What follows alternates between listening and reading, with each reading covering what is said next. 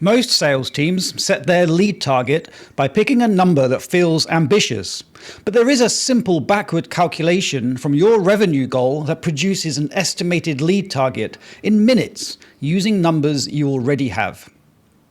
Here's the formula. Revenue target divided by average deal size divided by close rate divided by your MQL to SQL conversion rate. That will give you your estimated monthly lead target. 4 inputs, 1 number. Now, let's walk through each step so you can run it by yourself. Start with your revenue target for the month or quarter and divide it by your average deal size. That tells you how many deals you need to close. Say your target is 500,000 and your average deal is 10,000. You need to close 50 deals. Simple. But 50 closed deals is not 50 leads, and that is where most teams stop too early. Now divide your deals by your close rate. Your close rate is the percentage of sales qualified leads, or SQLs. That means prospects your sales team have formally assessed as ready to buy, that your team actually converts into customers. If you close 25% of SQLs, you need 200 SQLs to land 50 deals. That is the pipeline volume your sales team requires. But SQLs do not appear from thin air. They come from earlier stage leads.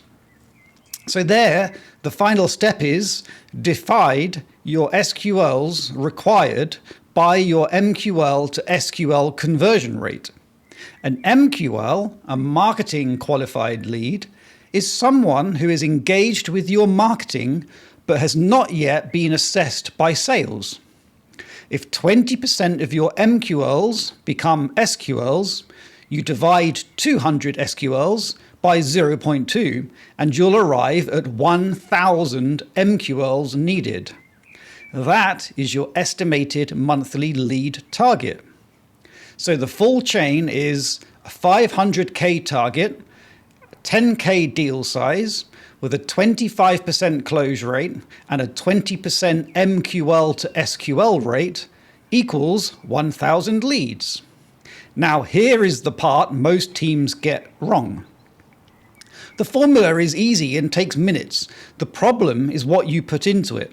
If you plug aspirational conversion rates, the close rates you want, and not the one that your CRM actually shows, the output is worthless. Optimistic inputs do not produce a realistic target. They produce a number that makes the plan look achievable on the slide, while the actual pipeline quietly falls short. The formula does not fix wishful thinking, it amplifies it. So what do you do if your data isn't clean?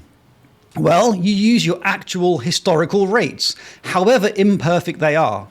Pull the last 6 months of data, or whatever you have, and calculate what really happened. How many MQLs became SQLs? How many SQLs closed? Even a rough, honest number is more useful than a precise, made-up one. A number grounded in reality that you revisit is more actionable than a polished fiction you need to defend at year-end. So if you build your pipeline on inflated conversion assumptions, one of two things happens. You under-resource demand generation, i.e. marketing doesn't get the budget they need to hit the targets, or you overpromise to the board or the sales leaders, committing to a revenue number that you cannot actually ever achieve. And do not treat this as a once-a-year planning exercise.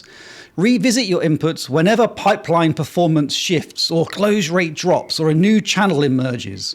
Run the formula, flag the assumptions, and update it when the numbers tell you to. If that was useful, subscribe. Every video on this channel answers one real business question in under 5 minutes. And for the same straight-talking analysis in your inbox, sign up to the newsletter at www.5minutebusiness.com.